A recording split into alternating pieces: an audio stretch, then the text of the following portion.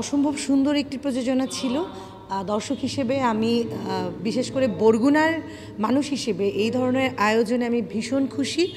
আর এই মঞ্চ নাটক তো এখন একদম নেই বললেই চলে, কারণ আমরা মনে করি যে মঞ্চ নাটক দেখার কেউ নেই, কিন্তু এই ধারণাটা আসলে ভুল। ভালো প্রযোজনা হলে, ভালো নাটক হলে মানুষ দেখতে আসবেই। আমার মনে হয় এরকম প্রয়াস আরও বেশি করা উচিত।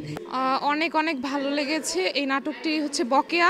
তো আমাদের বর্তমান জীবনে চলাকালীন সময়ে আমাদের অনেক গার্মেন্টস কর্মী ভাই বোনেরা আছে, তাদের একদম দৈনন্দিন চিত্রটা আমাদের মাঝে তুলে ধরা হয়েছে। তারা আসলে অনেক দিক থেকে তারা নির্যাতিত হচ্ছে, অনেক তাদের টাকা পয়সা বকেয়া যাচ্ছে, বেতন। তো এই বিষয়টা আর কি আমাদের কাছে নাটকের মাধ্যমে আমাদের কলাকৌশলীরা তুলে ধরেছে।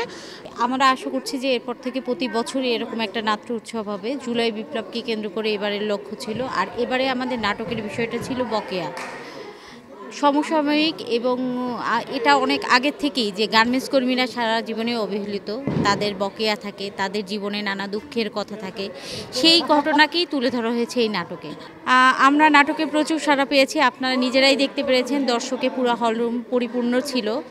এবং নাটকের এই নাটক জীবনের কথা বলে, যত বেশি নাটক হবে মানুষ তত বেশি উৎসাহিত হবে এবং সেই জীবনের ছবিটা ফুটে উঠবে মঞ্চে।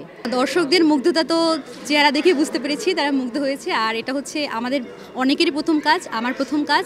আর ওটা করে ভালো লেগেছে, কারণ আমি কখনো মঞ্চাভিনয় করিনি, অনেক কিছু শিখতে পেরে। তো আমার জীবনে এটা ছিল আমার প্রথম মঞ্চনাট্য, যেটা আমি খুবই এক্সাইটেড ছিলাম এবং আশানুরূপ দিতে পেরেছি কিনা জানি না, তবে নিজের শতভাগ চেষ্টা করেছি দেওয়ার।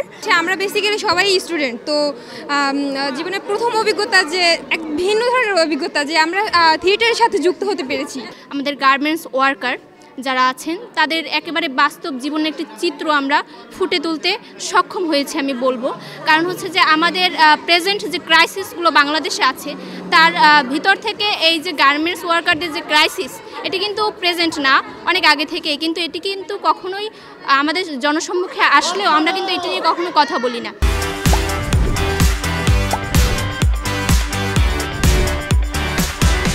খুবই ভালো লেগেছে, বিষয়বস্তু ভালো ছিল, একটা দারুণ কাজ হয়েছে।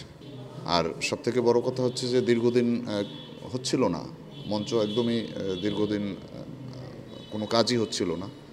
তো সেরকম একটা জায়গায় মানুষ আজকে খুবই তারা উপভোগ করেছে।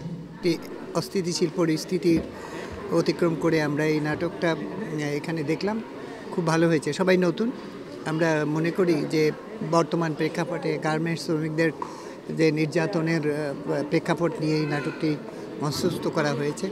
খুব ভালো লেগেছে, খুব দর্শকরা উপভোগ করেছে। আমরা এখান থেকে অনেক কিছু শিখতে পেরেছি। আরও বেশি করে এই ধরনের আয়োজন হোক। সবাইকে ধন্যবাদ। আজকের এই নাটকটি ছিল 15 দিন কর্মশালার একটা অংশ বিশেষ, এবং এইখানে এই ছেলেমেয়েরা, নতুন সমস্ত ছেলেমেয়েরা একত্র হয়ে একটা প্রশিক্ষণের মধ্যে একটা নাটক, গার্মেন্টসের যে জীবনযাত্রা, সেই জীবনযাত্রাকে উপস্থাপন করছে।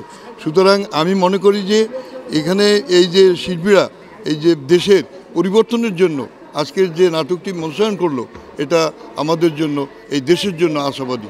দেখলাম পারফর্মাররা সবাই নারী, তখন আমার মাথায় চিন্তা আসলে আমাদের বাংলাদেশে পাটাতন দাঁড়িয়ে আছে কিন্তু বৈদেশিক একটা ভালো অর্জনের উপর, এবং সেটা কিন্তু বড় খাত যদি আমরা বলি বাংলাদেশ, সেটা হচ্ছে পোশাক খাত।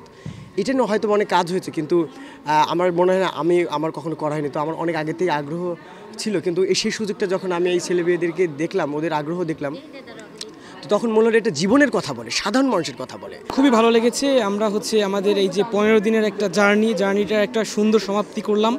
তো আমরা আমাদের যথেষ্টটা দিয়ে চেষ্টা করেছি 100%।